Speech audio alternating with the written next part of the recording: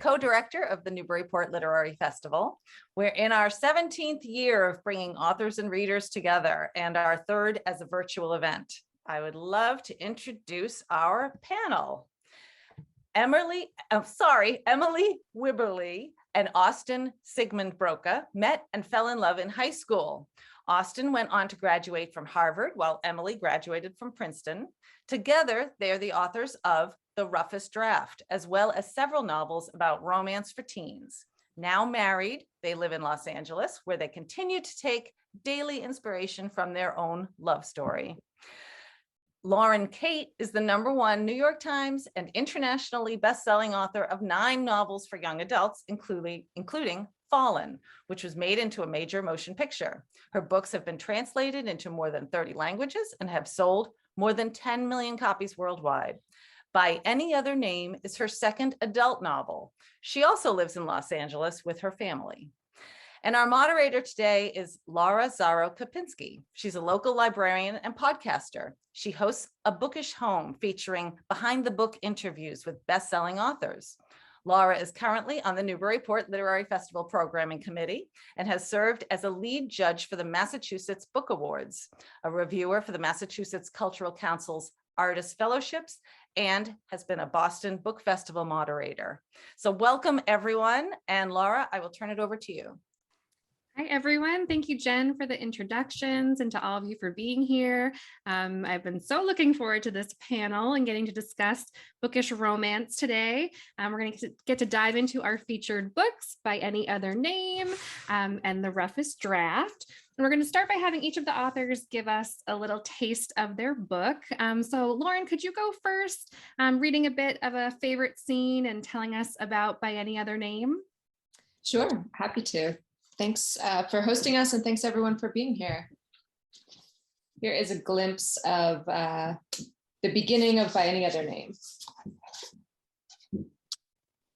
The first rule of a Noah Calloway book launch is Noah Calloway won't be there. Noah Calloway is our powerhouse author with 40 million books in print around the world. She's also the rare publishing phenomenon who doesn't do publicity. You can't Google Noah's author photo, nor contact her online. You'll never read a T magazine piece about the antique telescope in her Fifth Avenue penthouse. She declines all invitations for champagne whenever her books hit the list, though she lives just 3.4 miles from our office. In fact, the only soul I know who's actually met Noah Calloway in person is my boss, Noah's editor, Alex DeRue. And yet you know Noah Calloway. You've seen her window displays in airports. Your aunt's book club is reading her right now. Even if you're the type who prefers the Times Literary Supplement over the New York Times Book Review, at the very least, you've Netflixed and chilled 50 Ways to Break Up Mom and Dad. That's Noah's third novel, but first movie adaptation, meme famous for that scene with the turkey baster. Over the past 10 years, Noah Calloway's heart-opening love stories have become so culturally pervasive that if they haven't made you laugh and cry and feel less alone in a cruel and oblivious world, then you should probably check to see whether you're dead inside. Thank you. Laura, do you want me to say a bit about the book, or do you want to? Yeah, that would be great. First? Okay, sure. So what I've just read to you is from the point of view of the protagonist of this book. Her name's Lainey Bloom, and she is an editor at a publishing house called Peony. So she works on the books of this very prominent but reclusive romance novelist, Noah Calloway. And she's based a lot of her ideas about what love is supposed to be and really what a woman in love is supposed to be on this writer's books. In this story, when Lainey finally meets Noah Calloway in person, she realizes that the author she idolizes is actually a man and seemingly a jerk. This throws her life into chaos, and she starts second guessing all of her choices, her career, the relationship she's in. She's about to be married. And as her life crumbles, this life that she's built around her faith in Noah Calloway's love stories, she is most surprised to find herself falling for the man behind the pseudonym. Ultimately, together, they create their own new kind of love story. I love this whole premise. The book is so much fun. So Emily and Austin, I would love to have you share a bit about the Roughest Draft. And then if you each wanted to read a little from Katrina and Nathan's perspectives, I think that would be fun to get to hear. Absolutely. So we're thrilled to be here. Thank you so much. The Roughest Draft is our debut novel for adults. It centers on Katrina and Nathan, former best-selling co-writing partners who split under mysterious, acrimonious circumstances 4 years before the events of the book take place.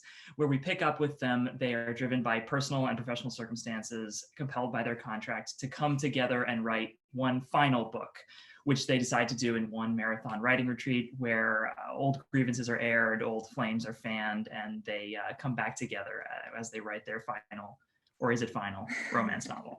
So we will each read a perspective as it is split between Nathan and Katrina's stories. So I'm going to pick up right where they are going to see each other for the first time. When I open the front door, I feel like time has reversed. Nathan waits on the porch looking exactly the same. Same perfect posture, same shoulder bag, even the same Porsche parked in the same driveway. If I were in the mood for humor, I would find the contrast with my rental car, the first dented Hyundai they rolled off the lot, somewhat comical, but I'm not. The only differences I note are how he no longer wears a wedding ring and he looks absolutely miserable. He's scowling, and past his mirrored sunglasses, I don't know if he's meeting my eyes. You made it, I say neutrally. Disappointed?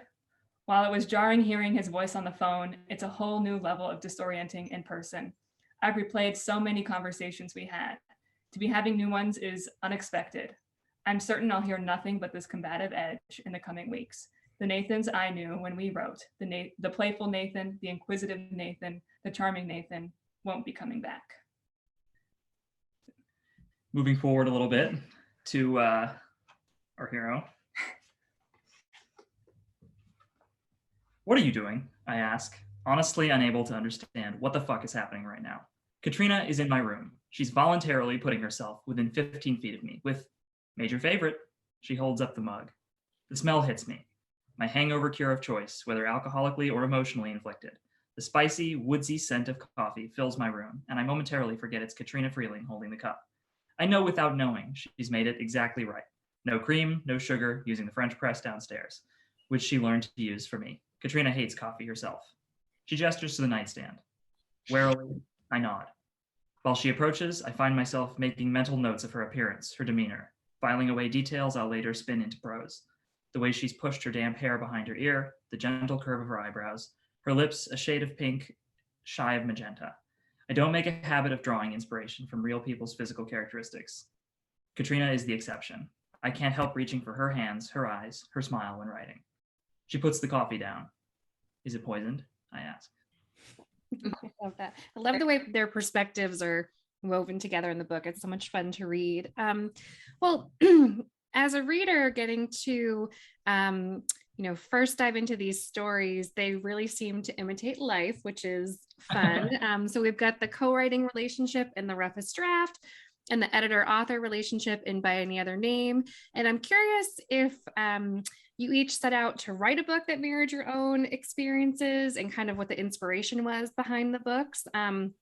Austin and Emily, did you want to start? And I know I read something about the book having some origins on your honeymoon. Yes. We came up with the idea on our honeymoon because we had been writing young adult novels together while we were just dating, and then we were engaged, and we got married after our second book came out. And so while we were on our honeymoon, we were joking that our agent and our editor of YA must be so relieved that we finally made our relationship like official, and we couldn't break up now. We weren't going to break up and just like have these strange contracts unfulfilled.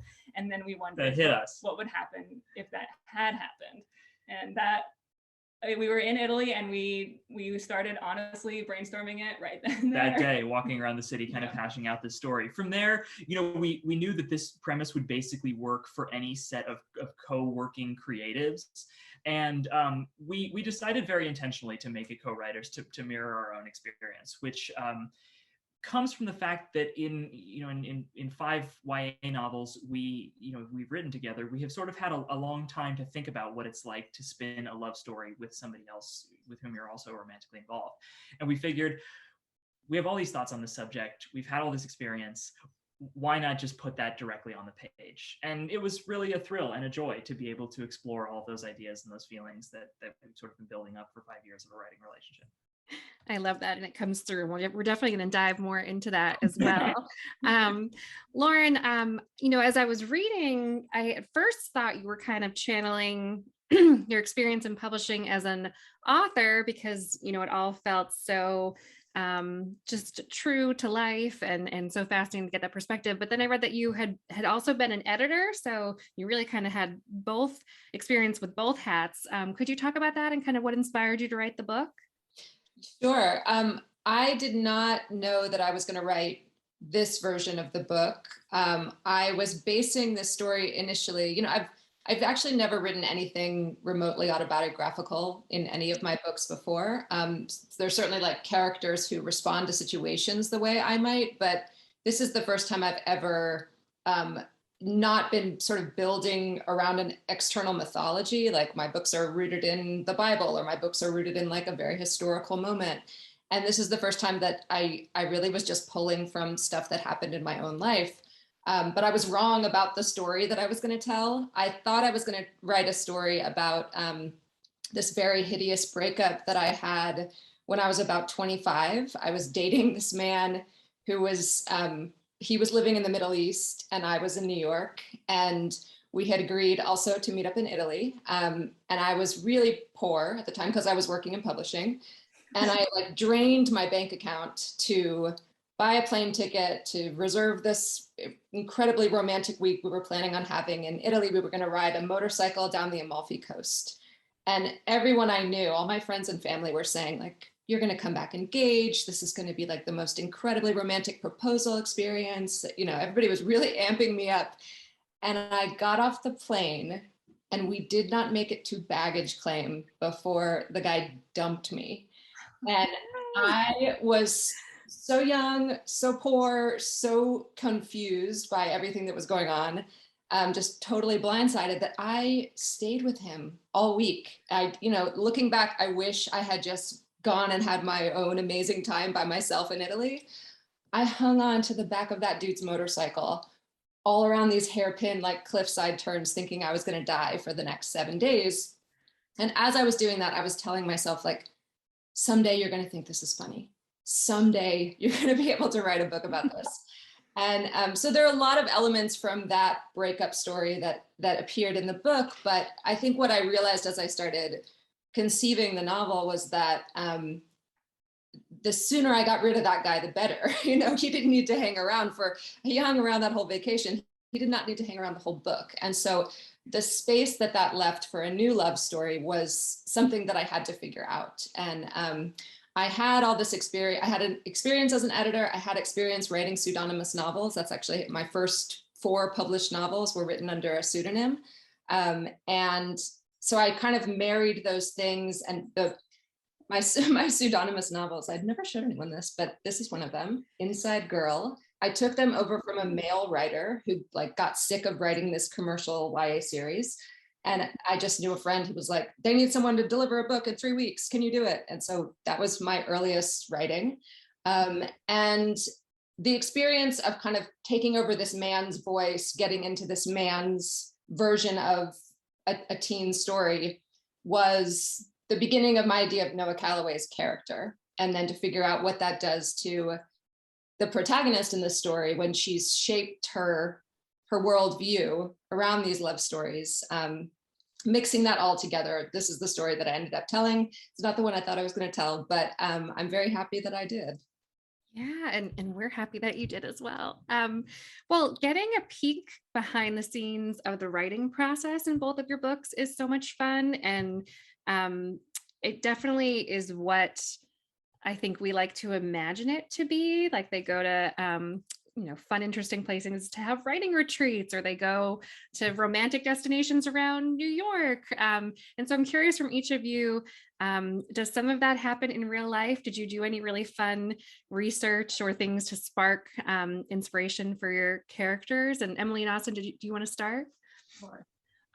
We wanted to. We wrote this book. We sold this book in February of 2020. So we did not get to we had like, we knew exactly like the Airbnb that we were going to get in Yep. Florida. That was going We had to it all be just planned out. like method writing the book, like Nathan It was going to be so much fun. But we never got to go. We just like relied on those Airbnb photos like while writing. In general though, like we in the past, you know, I've taken writing retreats with friends. We don't have the kind of budget that like Nathan and Katrina as like internationally best-selling authors like have. So we kind of got to splurge a little on the imagination. Yeah, but on the whole, the writing retreat experience is something that since we started doing it in, you know, in our very earliest days in YA, we kind of knew we wanted to put it into a book because they're such a fun, such an unusual microcosm. They're not like a normal trip that you take with friends or something where there's this mixture of the gorgeous views outside and the walks you take in the neighborhood and the going out to the pool and these very drab, very functional stretches of the day that you try to build in where you're like in your other person's bedroom, like, you know, drawing out plot on a whiteboard and crunching down Trader Joe's frozen foods and stuff. And so we, ever since we've been doing these, we've thought like, this is a great little mini world to put on the page. And, you know, as well as obviously trope driven concerns like forced proximity and, you know, Aristotelian unities and stuff, it became, you know, something that we wanted to put into this book for that reason. Yeah, it's so much fun to read about it. Definitely. It made me want to take a writing retreat as well. I'm sure other people too. We're looking forward to it. Lauren, yours was so fun to get to see kind of all the ways Lainey tries to get Noah kind of out of writer's block and you know, get inspired around New York, because at one point he says he's sort of done with the city. He's written all the books he can. So did you maybe get to do any of those, go to any of those fun destinations yourself, or did you do different things to kind of get inspired for the book? Yeah, I mean, I think that like there's a way in which the writer's mind is always out there seeking inspiration. And like, I've been doing that since I was probably 13 years old. And I realized that I was like, why am I more drawn to eavesdropping than like any other friend of mine? Like, why is my mind turned on to these like narrative, you know, inspiration points? And so I think that the way that I move through the world, my husband's also a writer. And so every vacation we take, it's like, okay, where's the book in this place? And we kind of just proceed like that with everything. But I have also had moments like Noah does, where it just feels like, okay, I'm expected to generate an idea that looks like this and is shaped like this, and I'm totally tapped out, and like I've lost whatever it is that used to really drive me. I think my personal experience with that came most deeply right after my daughter was born, my first child, and I was just like, I don't even recognize the brain that used to see the world, used to like form sentences out of looking and being inspired by something. I just was like, something fundamental had shifted in me that I had to like recalibrate to. And so I think that unlocking that sense of the world is no longer inspiring to me was what I was, that feeling that I had postpartum with my daughter was what I was channeling for Noah. In Noah's case, there's a breakup that he goes through that kind of shuts him down to the ability to be able to write in good faith, you know, a happily ever after love story. And really, like, I loved giving Lainey, his editor, the assignment of shaking him up and shaking a story loose from him, because it's certainly in there, the ability to look around the world and find something beautiful. You just have to get a fresh set of eyes, and in this case, a person to kind of help you unlock what's beautiful about the world. I love that. Well, it's been fun to see as a reader all of the bookish romances coming out. They're just so fun to curl up with and enjoy as a bookworm. And I'm wondering, as you were writing, did you kind of know these were going to be on trend? Or I know the writing takes so long. Were you kind of surprised when they came out that it has become this really big genre almost? You know, if either of you want to start. It is really funny actually, because we came up with this idea, you know, the beginning, I feel like, of the recent resurgence in like bookish romances, Beach Read by Emily Henry, and that came out in the summer of 2020. And so we sold this book in February of 2020. And when we went on submission with the partial, most of the editors who got it were like, bookish romances like don't work.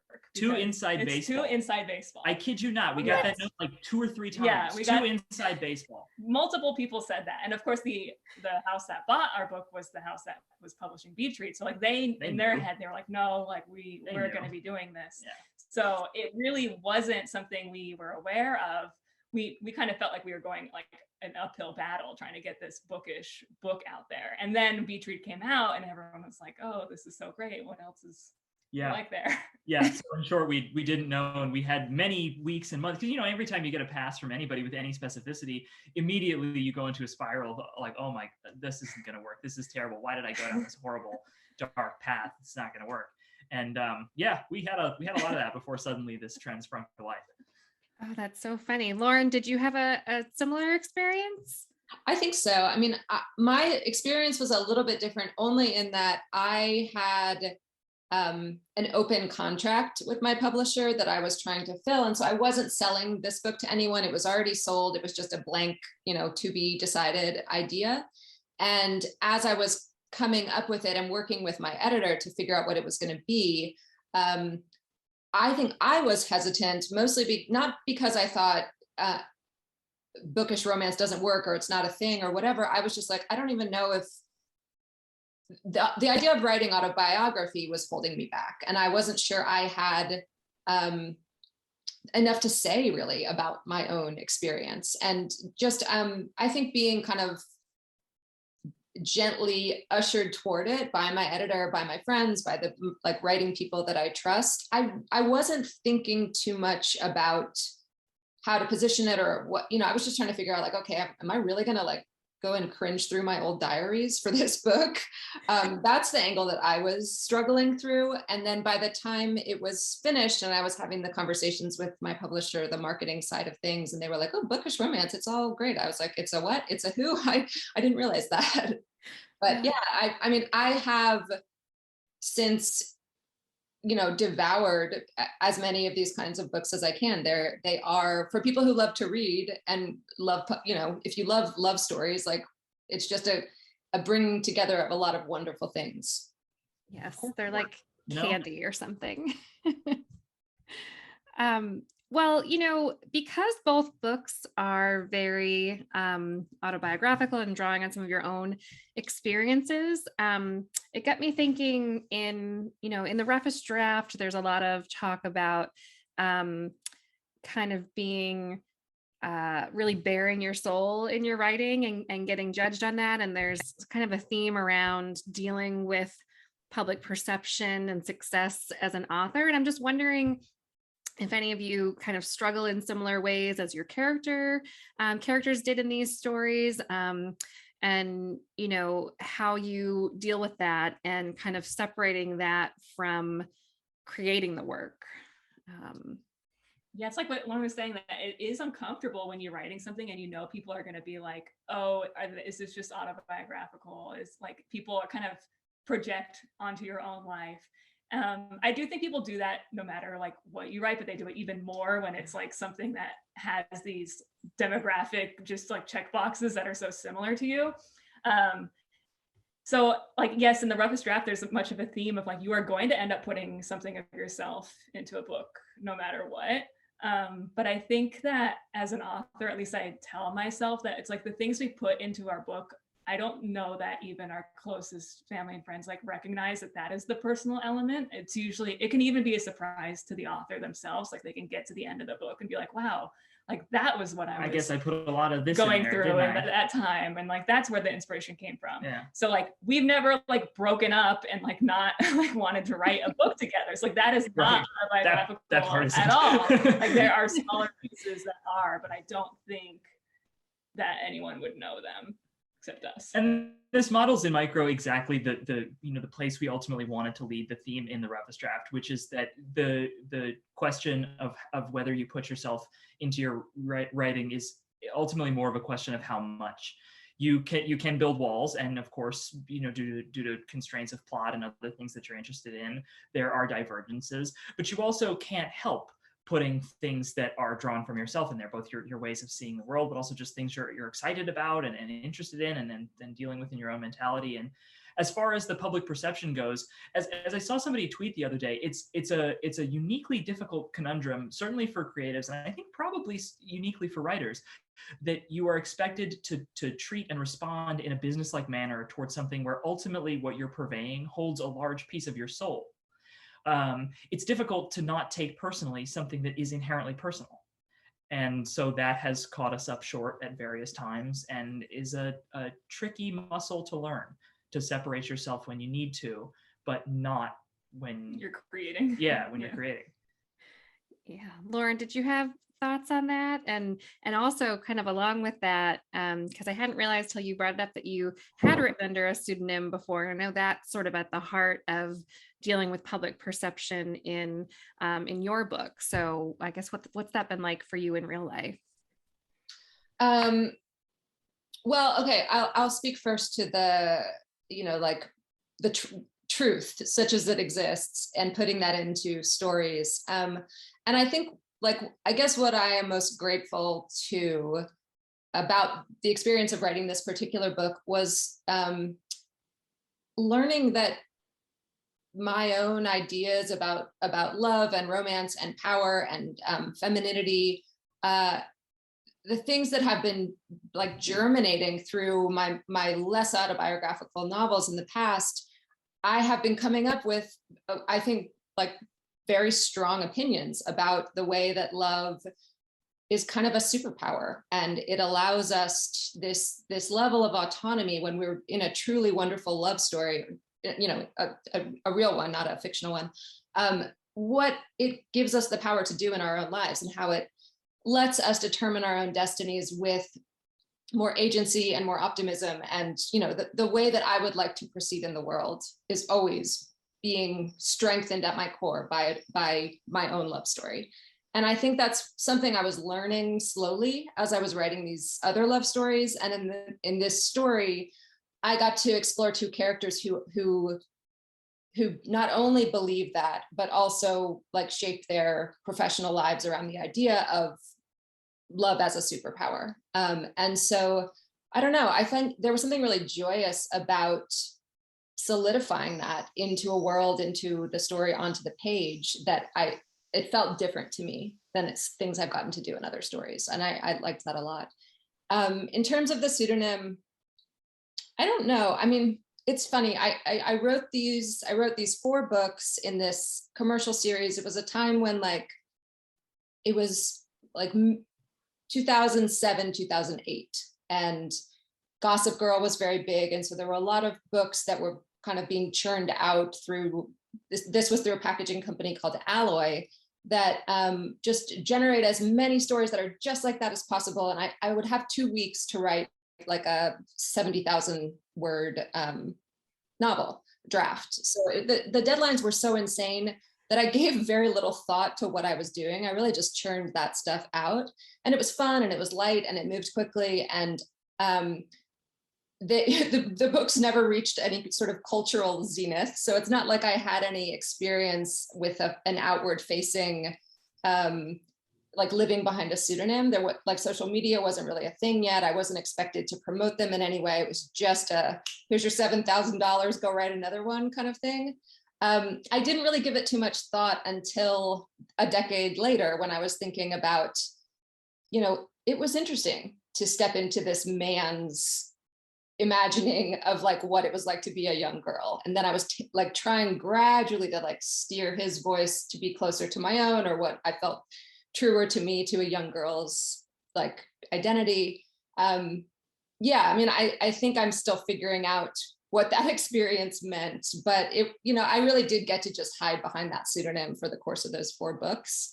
And then when my first novel came out, like, it was interesting because I had published several novels already, but this was the first one with my name on it. So then like proceeding that way with an audience and figuring out what it means to write when there are certain kinds of people who are reading your books, and do you give them what they want for the second book, or do you continue on the path, how divergent are those 2 paths, and then where do you kind of braid them together? I think that's so interesting. And it's making me wonder, as you have been out in the world talking about these books, I know Emily and Austin, you were recently at the LA Book Festival. I'm sure you were talking to lots of readers. What kinds of things are you hearing from your readers about these books? And I'm curious if they are asking for particular things next that maybe you feel pressured to give them and us. I think that what we've encountered readers asking about most is the details of the writing process in the book, which I find interesting and sort of speaks to what we were saying about bookish romances. Like, of course, it checks out that folks who are very interested in books and in reading this particular genre would want to know more about how they come to be. And we're pleased to tell them that while the emotions and the biographical aspects of Roughest Draft are in various ways divergent from our own, we tried really hard to make the writing process as close as possible. 2 hours. 2 least. hours. Yeah. So that we could honestly say, yes, actually, this is how we do it. And it's been really nice to be able to talk about that, because it's such a large part of our life, both how we interact and just like how we literally spend the hours of the day. And so to be able to and I mean, and over the years of, well, before we wrote the Roughest Draft, the question we got asked the most is like, how do you write together? Like, oh, I would kill my husband if I were to write a book with my husband, or like, how do you write together? And so we would always answer this question. And so then we're like, well, people are interested in this idea of writing not just with a co-writer, but writing with someone that you live with and have a whole other relationship with. And so we decided to put that in the book so we can now say, well, if you're curious, read the Roughest Draft.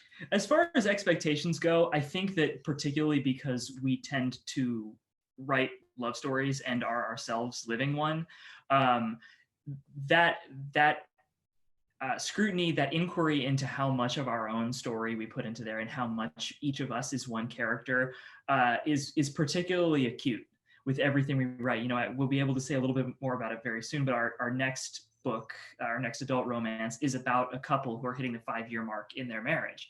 And boy, we are just bracing ourselves for people to see all kinds of marital stagnation in us via these characters and be like, no, it's a story. We promise. So, we've just kind of gotten used to it. Yeah. There's this amazing rom-com movie called Best Friends with Burt Reynolds and Goldie Hawn. They're two screenwriters and they break up and they have to, have you seen it? I highly recommend it. Everyone should watch it. It's so charming. Well, that was going to lead to something else that comes up in your books where people assume, or readers maybe assume, that because the characters write romance, that they're like relationship experts and amazing at, real life love stories. And I'm just curious if writing romance has made it easier for you to navigate real life love, or maybe trickier. I'm just kind of curious about that. Lauren, did you want to maybe start? Well, what it makes me think of is when I was working in publishing, I had this writer from the UK who, like, when I bought his book initially, it was because the banter between his characters, like even if it was 2 people, if it was 10 people in a scene, just the banter was so witty and so quick and just like the best tap dancing you've ever seen. It was just flawless. And then I met him. He came over to our office and he walked in and I had no idea that he had like a tremendous stutter. And I put those two things, we talked about it and I was like, your banter and the lightness with which the characters speak. And he's like, it's because I've struggled with that so much in myself that I needed to be able to inhabit characters who could do the thing that I can't do. And I thought about that when I was writing this character, because he is Noah Calloway, the real man, has a breakup that leaves him kind of not believing in love anymore and feeling like he has no idea what he's doing. And so he's questioning whether he even has the authority to write a love story, which of course he does. And there's redemption for him down the road. But yeah, I have thought about that a lot. I mean, I started writing my first novel, Fallen. I started writing it when it was like the weekend that I got engaged to my husband. So my own personal love story has been heavily infused in all of the books that I've ever written. And because my husband is a writer as well, and he writes a lot about romance, and various genres. It's something that we're always exploring together. His specialty is like English Renaissance literature. So he'll give me the Shakespeare quote for like every problem that I'm facing in my stories. But a lot of our conversations are about navigating romance in general. And then we have a lot of creative, I would use the word arguments, but let's just go out and say it's a fight. We have a lot of creative fights where we are still navigating romance and then trying to be romantic with each other. And I wouldn't want to live any other way. I love the way that we're moving through the world, but it's tricky, it's complicated, and it's sort of an endless series of landmines. Just because, like, as you say, your heart and your soul is kind of on the line. Yeah, we fight constantly while we write, and we try to put a little bit of that into, all kinds of fighting. We try to put a little bit of that into the Roughest Draft, but like nobody wants to read. Like, honestly, we probably fight about something in the writing every day or every other day, and like it's the varying degrees of like a fight, but you don't want to read that in a book. But we did want to like make sure that that's in there, because it is the reality of working with someone, and like we don't actually share the same brain. Like, we have different opinions about word choice and such things. So as for like, an expert on romance, I think that we want to try to portray a relationship while it's still a fairy tale, having some realistic parts to it. Yeah, absolutely. We feel like we've, long distance and the fights and the writing, we feel like we have gotten through a lot, and that definitely propels us through the degree to which our characters have conflict and have breakups and have tension, and then they find their way back to each other. That we feel we can speak very honestly to that. Otherwise, though, as we find the characters in Roughest Draft facing, it can be a daunting responsibility. You don't want to feel like you're writing an instruction manual, like you're giving people to be all end all a situation or a solution to something that you feel like you're still learning every day. And so it takes a little courage to put that kind of happy ending on the line. Do you have, because you each have really interesting, I won't give too much away, but characters we really don't want the leads to wind up with. And I wonder if you've had to maybe mine past relationships, and if you're worried that, exes may fear they're coming onto the pages, or if friends and family worry they're going to show up as a not so great character in your books. I took my motorcycle dumpy, and he deserved to become the dumpy in the book. And yeah, I just lifted him kind of wholesale and plopped him down into my story.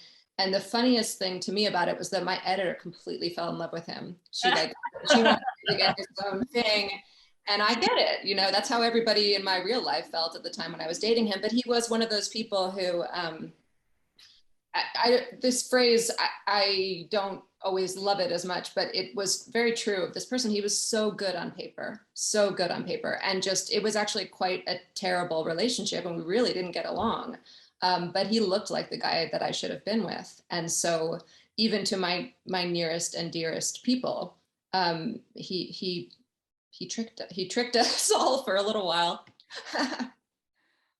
Well, we have been together since high school, so we don't have like a ton of romantic baggage otherwise. But for us, when we wrote Katrina's fiance, who sucks, it was really an opportunity. We had been writing YA for so long, and we really believe that there's no villain in YA. Like, these are teenagers, and even if there's like a villain for the story, we try to give them like a moment of growth or something. Insight but when you're writing adults, we were like, you know what, we can actually just write someone who's bad. Like, sometimes adults are not good. It was fun. He's our first true villain, and they've cropped up occasionally in other ideas and stories we're developing. And what we found is that, much more so than in any personal regard, it has been so easy to mine those people from Twitter, from the headlines, from current events. That's where you get your villains, because man, they are populous, are they not?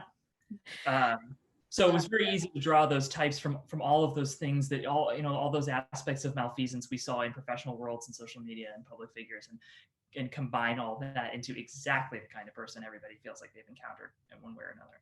I love that. And I love when Nathan is, obviously can't stand the fiance who's his former agent too. And he's putting him into the pages of his book, only like slightly disguising him, but like having so much fun making him out to be this awful character. Just, I loved that. In terms of like how you got into romance, in general, I'm curious, like if you were big romance readers before, are there like all-time favorite romance novels for you that inspired you to want to take this on? There are so many. I think that we knew we wanted to write romance, so we were reading as much as we could when we were developing ideas. We really like and while not like typically like like the category romance, we really like Taylor Jenkins Reid's like older books too that like do have like HEAs and stuff.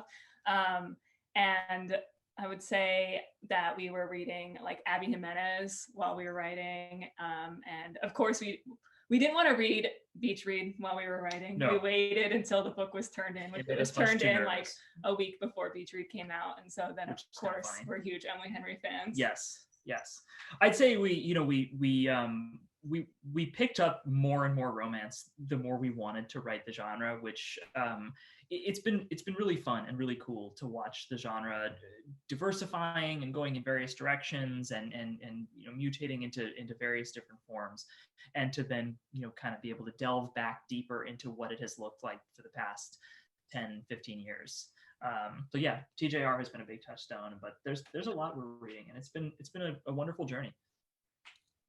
Lauren, how about you? I'm a fan of all of the books that Emily and Austin just mentioned. I have always found the romance even in books that are not romances, and I'll like, if I'm giving you the plot of a story that has like a 5% romance and like 95% it's a mystery thriller, I'm going to sum it up from the point of view of the romance. That's just the way I understand things. And I don't know, I was thinking like my earliest romantic obsession, this is tremendously embarrassing, but I was so into those Clan of the Cave Bear books, like just the idea of a woman kind of being any story where there's like a girl character who is misunderstood by the world, and then she finds this kind of soulmate out there who gets her and allows her to become the thing that she wanted to become. That's the story that has done it for me since I was like 12 years old. But I agree that it's a really cool renaissance right now in especially romantic comedies.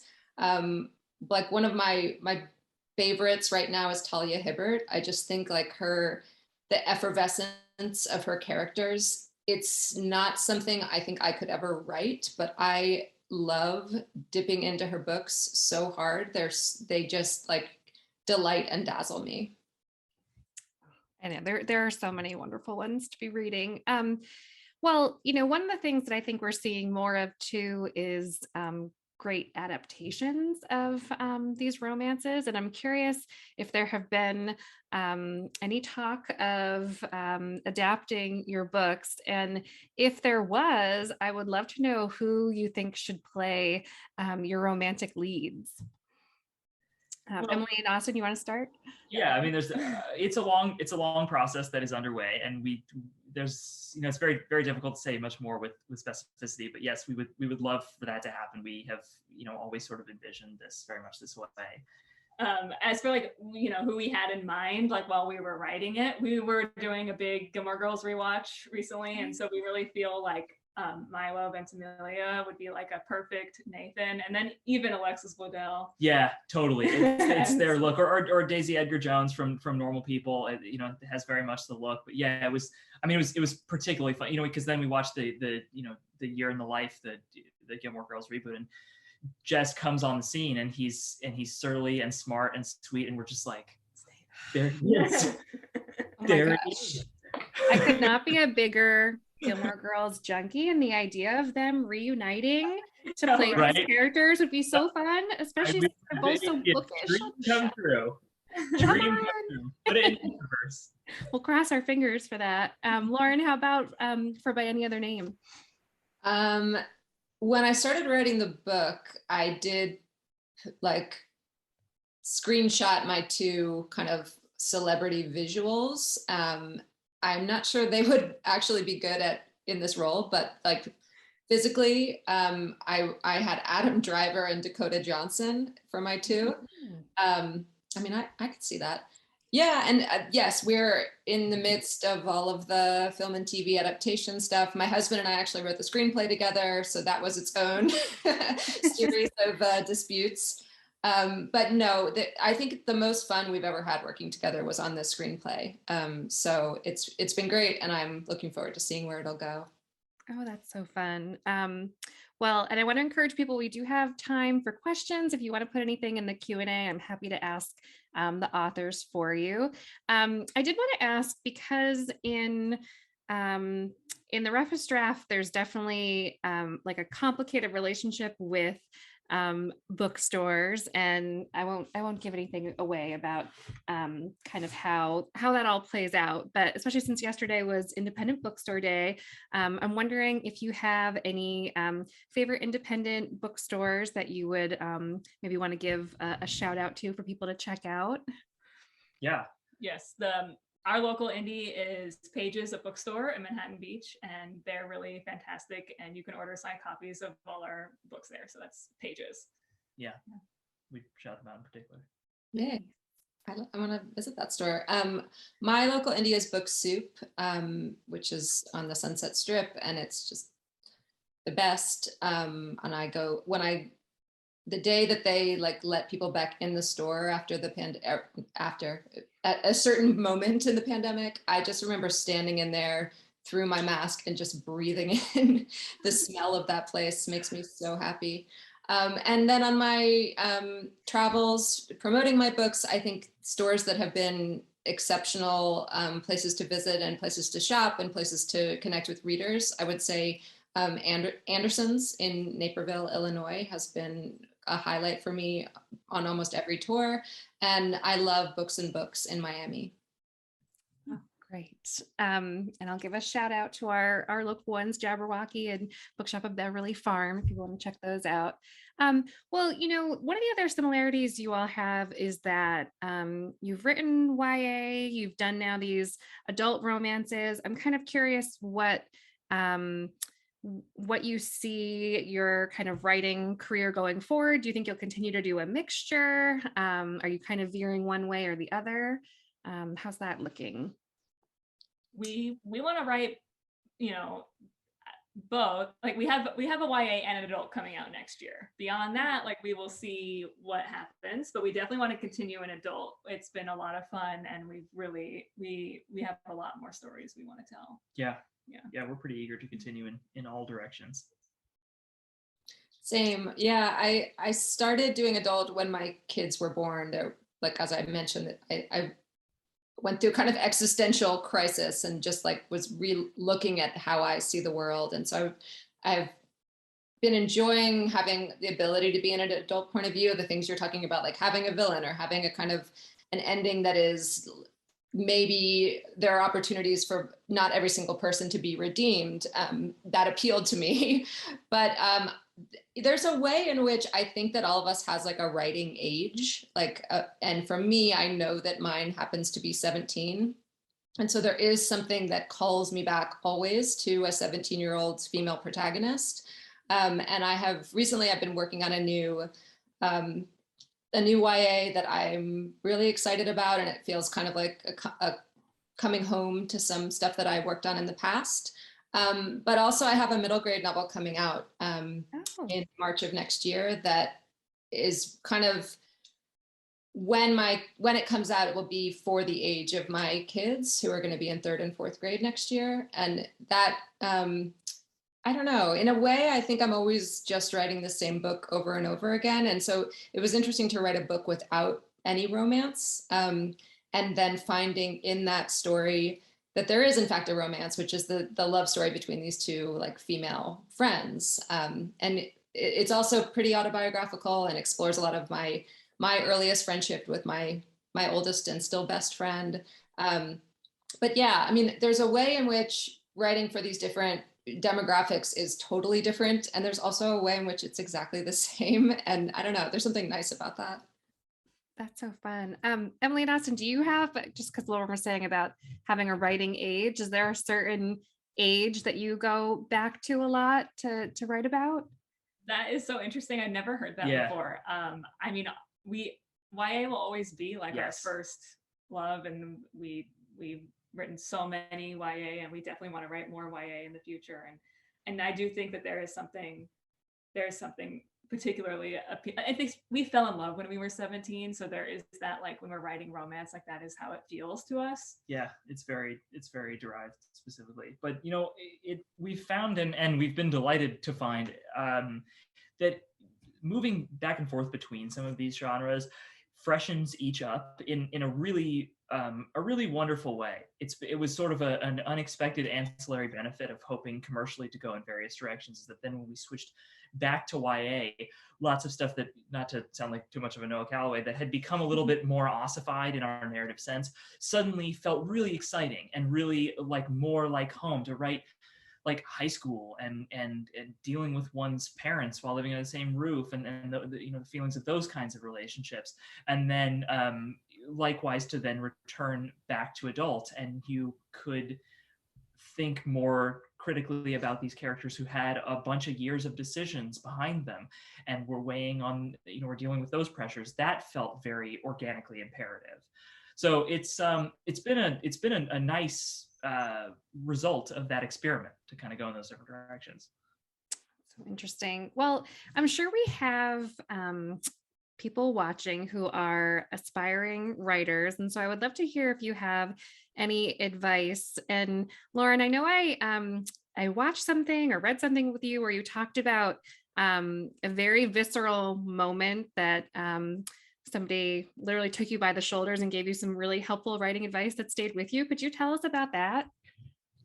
Yeah, you're talking about, I was finishing my first novel or novel attempt, and I knew it wasn't very good. I'd worked on it all through college, and it had no plot, and it was not going to go anywhere. And I was like at the very last chapter, and I was taking this writing workshop at NYU, and there was a woman in my class who I became friends with, and she was in her 40s. She was older than I was, and she had written a bunch of things. And I told her, like, I know that this book is just junk, and I have this idea for my next book, and I'm gonna quit this one and just put it aside, save myself the time it would take me to finish it, and just start the next one.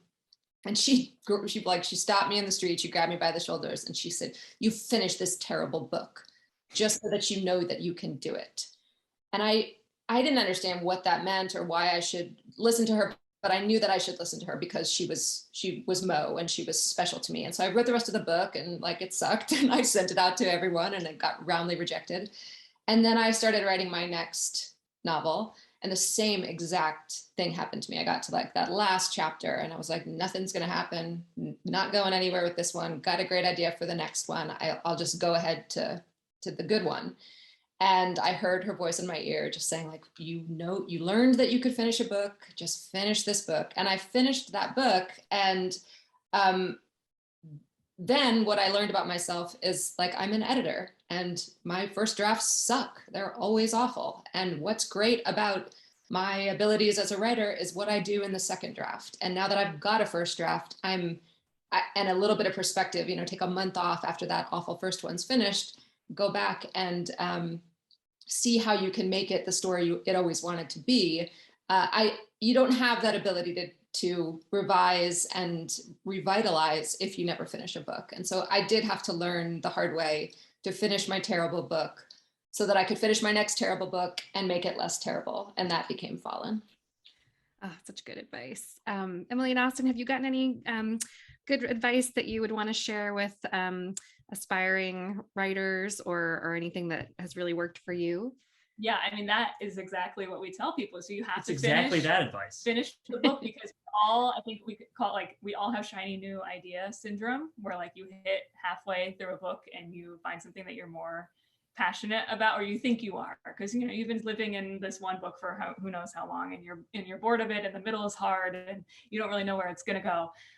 But you just instead of just moving over to that shiny new idea, or even instead of just resisting the shiny new idea, like use it to motivate you to finish. Be like, I need to finish this book so that I can go write that other one. That's it. Such great advice. Jen, I see you're back, so I'm guessing we're Back. Yes. That was so fun. That was a great conversation. So thank you so much for joining us. I feel like I learned so much, and I have a whole list of books that I want to read now. So Laura, great job. And I really appreciate everyone taking their Sunday afternoons, or I guess Sunday morning, or whatever it is in LA, to join us. Thank you very much. And I hope everybody has a great afternoon. Thanks, everybody. Thank you. Thanks for having us.